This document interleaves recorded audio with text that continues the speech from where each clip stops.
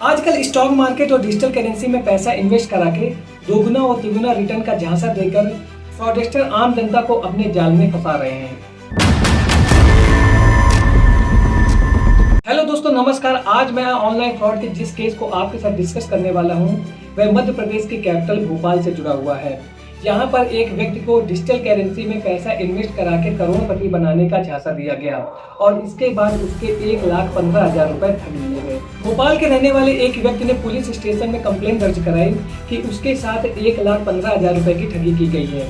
उसे digital currency में investment करा के हाई रिटर्न का झांसा दिया गया था। इसके बाद यह हुआ कि पुलिस ने इस मैटर में इन्वेस्टिगेशन किया और इन्वेस्टिगेशन करने के बाद में कुछ लोगों को गिरफ्तार किया कि लोगों से जब पुलिस ने पूछताछ की तो उन लोगों ने बताया कि वे फर्जी वेबसाइट बना करके लोगों को डिजिटल करेंसी में इन्वेस्ट करने का लालच देते थे और लोगों को इस बात का भरोसा दिलाते थे कि उनके द्वारा किए गए इन्वेस्टमेंट का पक्का दोगुना से तिगुना रिटर्न उनको जरूर मिलेगा। जिसके बाद लोग उनके झांसे में फंस जाते थे और अपनी मेहनत की कमाई को बिना किसी वेरिफिकेशन के उनकी ऑनलाइन साइट में इन्वेस्ट करते थे। इस वेबसाइट में लोगों के द्वारा किए गए इन्वेस्टमेंट का बहुत ही ज्यादा हाई रिटर्न दिखाया जाता था।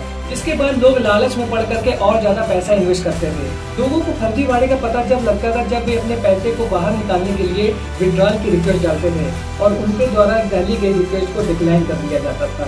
इस प्रकार जो लोग अपने पैसे को इस फर्जी साइट में इन्वेस्ट करते थे उनका पैसा हमेशा के लिए फंस जाता था और वे ऑनलाइन ठगी का शिकार हो जाते थे। अब इस पूरी केस स्टडी को समझने के बाद इस प्रकार के फ्रॉड से बचने के लिए हमें किन छोटी मगर मोटी बातों को ध्यान रखना बहुत ज्यादा जरूरी है, उनको आइए अब हम डिस्कस करते हैं।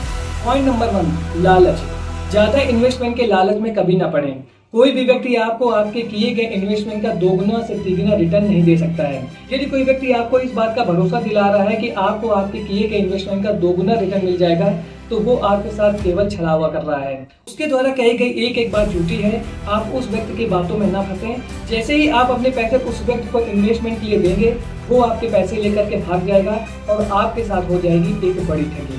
पॉइंट नंबर 2, यदि आप ऑनलाइन इन्वेस्टमेंट करना चाहते हैं तो इन्वेस्टमेंट करने से पहले इस बात को जरूर वेरीफाई कर लें कि आप किस सोर्स में अपने पैसे को इन्वेस्ट करने वाले हैं। क्या वह सोर्स जेन्युइन है?